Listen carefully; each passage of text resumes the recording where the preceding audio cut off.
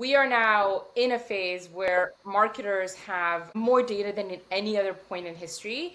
And yet somehow it feels like we are drowning in data, but starving for insight. And both of you have seen this up close. So I really want to unpack this together. This is sort of what I think of as this like clarity paradox, right? Where in some ways we should have more clarity as marketeers, but we just don't. So Sorin, I want to start with you and talk about how have the signals that you have access to on the brand side to make decisions, how have they changed and what has that meant for the job of the brand marketer and the insights professional?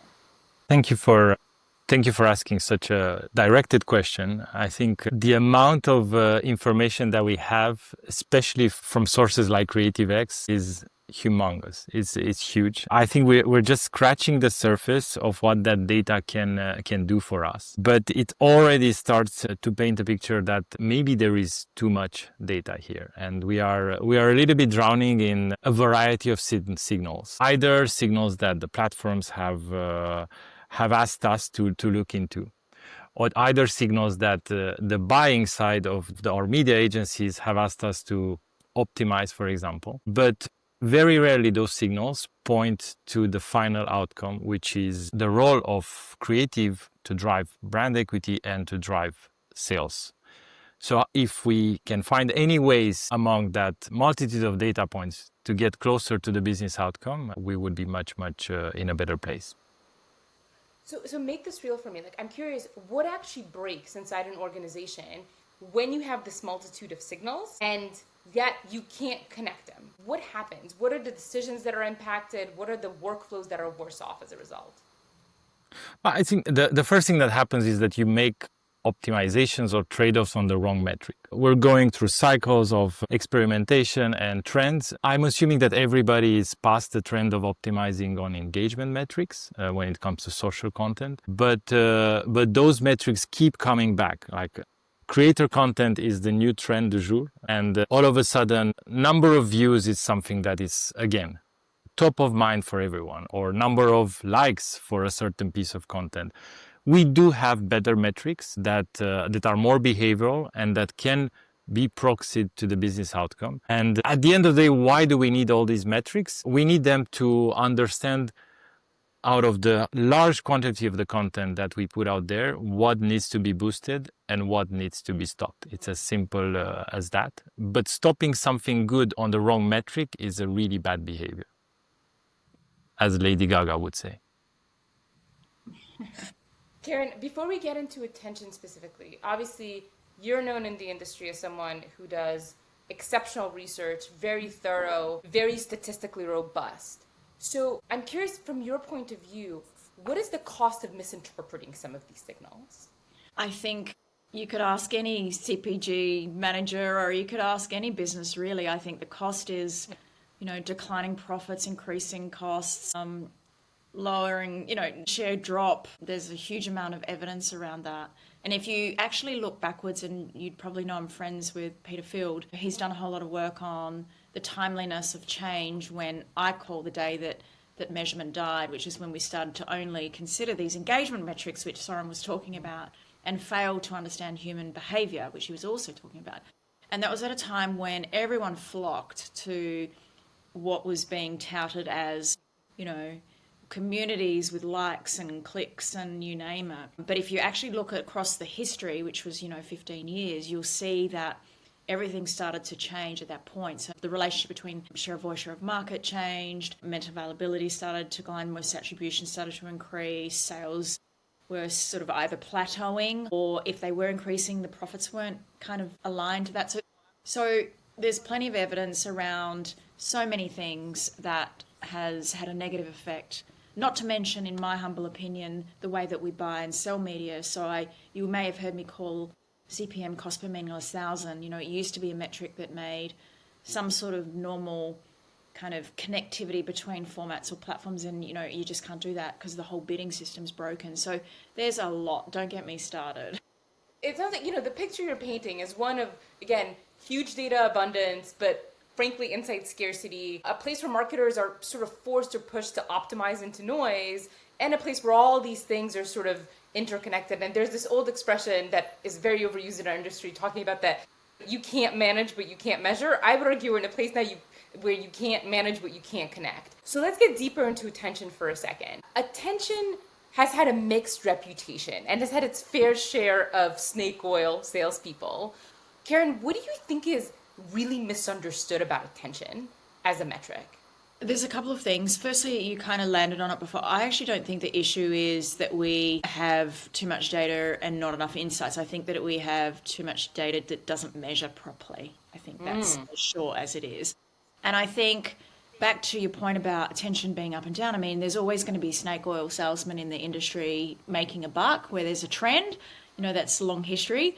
But the reality is that it's kind of got a bit of a peppered history, because sometimes it's worked for some people and sometimes it hasn't. Look, the reality is measuring human behavior is the first step to making sure that your good creative sells your product. But anyone who tries to sell you a false reality that every single time you buy an attention metric of some sort, that it will lead to a sale is lying to you. Because to Sorin's point before, that also then depends on the creative piece, which is obviously why we're here talking about the unification of both creative and media. But so I think it's peppered history. I don't think it's very understood. I think most people kind of just can't get their head around good attention data is about human behavior, because most people are used to binary predictions that are sort of viewability advanced. So I think it's difficult for people to get their head around. But two, I think that, when you do have multiple measurement types, some work, some don't, there's always going to be a bit of a backlash. But look, to be honest, as we speak this week, the MRC have dropped the standards for appropriate attention measurements. So if you look into that now, you'll see that they're starting to sort of put some rigor. So it's all about human interaction, validation practices and things like that. So I think it's a new industry, Anastasia, so I think it'll improve. So attention historically, the measurement of attention was done in what the tech industry would consider in deeply unscalable ways, right? Correct. But over the last few years, and again, I think you've pioneered a lot of this work, the measurement of attention has become more scalable and more reliable. So what has changed to enable us from getting a view of attention from these sort of qualitative, very expensive, very one-off methods to getting to a world where you can get some measurement of attention on every single ad? I love that you even say that. So I've written about this many times, but the day the measurement died was the day that they worked that out, that measuring humans through panels and surveys and diaries was not scalable. So they chose a metric that could scale and the wrong metric, which is time in view. And we know that time in view has a very, very light relationship with whether a human's viewing. So what happened was viewability came in and grabbed the marketplace, which was amazing because it was at a time when the internet was quite unruly and you were paying for everything, even if it wasn't served. And that became the currency. But what's happened now is computer vision and accessible cameras, and that's as simple as it is. I've even spoken to Jonah Goodhart, who was the founder of Moat, and we talked about this, and he said he always had a vision for the type of measurement that we're doing, but the ability to access cameras at scale was not there. Mobile phones was not there, so we kind of took a slightly different web-based view. So two things, I think. What happens now as attention goes from being something that can exist on a handful of ads to something that can exist on every ad? What does that change inside the brand? So I think that first of all, this approach, this new evolution of technology that enables us to measure as many ads as possible through connected platforms and ad attention solutions is new, but it's not relatively new. We've been playing with it for some years now. And I think what changes is the ability to not only measure your Super Bowl ad, but to measure hundreds and thousands of ads. Because at the end of the day, I do believe that the purpose of measuring attention and optimizing creative is not just the choice of that single asset, but it's the meta learning that you can get from measuring, 2,000, 3,000 of ads, understanding what creative patterns are driving people to the screen, what kind of constructs are keeping people engaged, and what basically makes them relatively buy more than before. So measuring it, that's why I always say that measuring attention in a pilot on 3 ads is nice but not great. Measuring attention on 2,000 ads starts to tell you a very good story, and it keeps you a little bit in control of your future creative decision. I love that. And I think the evolution of, when we talked about the evolution from, people to camera-based, now we're moving into Gen AI, synthetic audiences, which can do exactly that. So I love that you talk it in that way, because that basically builds you a quantitative data set of your own that, you can kind of use with other signals to understand what works for you. Which is a great segue into, we've identified the cost of the disconnectedness that happens in our industry. Again, the sort of drowning in disconnected data. We've talked about the fact that the technology has evolved to a place where attention can be trusted to be deployed scalably, especially if the metrics are robust and put together with the rigor that, for example, Karen, you have. So, but today, if we look at most of the ways that brands work, your creative effectiveness systems and your attention measurement still live as two relatively separate, disconnected systems. And so what happens when you bring them together? And I think here, Sorin, I'm curious about what types of decisions and workflows and actions become possible once you see these things living together at the same level.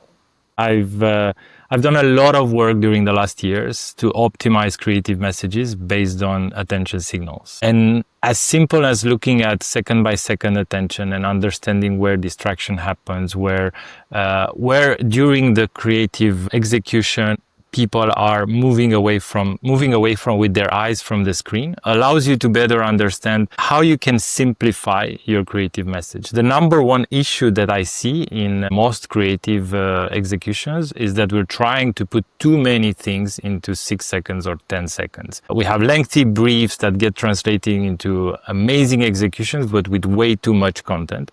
So we've been using a lot of attention to simplify and to ensure that the line that we see goes up and there's no drops, there's no confusion. So that's one use case, to optimize second by second the creative message. But that's relatively straightforward when you have very few executions to measure. In the future, when we will have generative AI running the variations, let's say, not the initial creative, but the creative variations, I think attention could play a role in guiding the model into where that execution might have a better chance of resonating with the consumer. We still need to do a lot of work. We still need to link attention with brand value or brand equity metrics. We still need to, in some cases, link attention with brand outcomes, although there are a lot of companies who have already checked that box. But I see a world in which attention will be the driver of the creative message through the generative AI kind of revolution of creative. What you're painting, I think, and please let me know if I've understood you correctly, is actually a much more nuanced understanding of creative effectiveness. Where historically now, when we talk about creative, we look at the creative as one sum asset or unit. Versus actually in the way you're describing it, you can become much more granular in the way you think about creative effectiveness through the curve that attention paints overall, which leads to, with Gen AI, much richer optimization opportunities in the future. Absolutely. I think, we have a lot of hope that all our creative processes will be transformed by generative AI, but we need to be very careful what kind of training data are we offering that model. And I think focusing on behavioral, focusing on a metric that is linked to business outcome would enable that training data to give that model the best chance of success going forward. So while we may not have fully seen this world yet, I think this is the world that, Karen and I, inspired by a lot of input from you, Sorin, have slowly been building towards. My question is, sitting here talking to the both of you, is not every marketing leader is thinking about things in this way. So what do you think is the number one thing that most organizations are missing that are preventing them from thinking about the world in this much more connected way? And I'd love to hear from both of you on this. I think they're missing the bigger picture. Everyone's still trying to play catch up with AI, but it's going to catch up with them super, super quickly. So there needs to be some sort of plan around. Sorin talked about Gen AI. I don't see that very far away, actually. So we're already building use cases which have a loop between the two, where at a moment's notice, scene generation can change and switch it in and switch it, like sort of automated processes. So I think you asked what is missing. I think it's vision for change and for particularly bringing the two units together. Sorin, what about you? So I can't speak for everyone. I would try to generalize here, which I don't really like to do, but I think it's hard to be a marketeer nowadays. I feel for everybody in our shoes that technology has significantly outpaced our ability to understand this domain. And if you look anywhere outside, senior leaders are claiming like, wow, you have AI now, you have all this technology at your hand. Why are you not making better decisions? But and I think it's hard because we have to deal with understanding the brand, understanding the consumers, but then creative content and so on. And I think one of the challenges is because of this pressure, we tend to go on the easy route. Hence our initial conversation, like, oh, let's optimize on view-through rate, or oh, let's optimize on whatever the platform is telling us to optimize. And I think marketers should not be afraid of the hard way. And the hard way is not that hard if you think about it, but try to be a little bit more complex, or a little bit more interested in the outcome to be closer to the consumer, and try to not think always in CPMs, ROIs, and internal focus metric, and try to think in metrics that are very much understanding the consumers, which is where attention, I think, sits. So it's going to be a big challenge to move from optimizing on view-through rate to optimizing on attention. But I'm sure that if you want to win as a brand, you would go that way. I think what you're talking about is a need for some degree of bravery and vision, and also having the change management processes to boot, which is a different conversation that I would love to talk about at some point, because I think the whole industry wants to drive these changes, but often doesn't know the best way to do it across very large, complex organizations. But thank you. Let's end here. Hopefully this gives people some food for thought, and at some point we'll revisit as to how to be more brave in doing the hard things.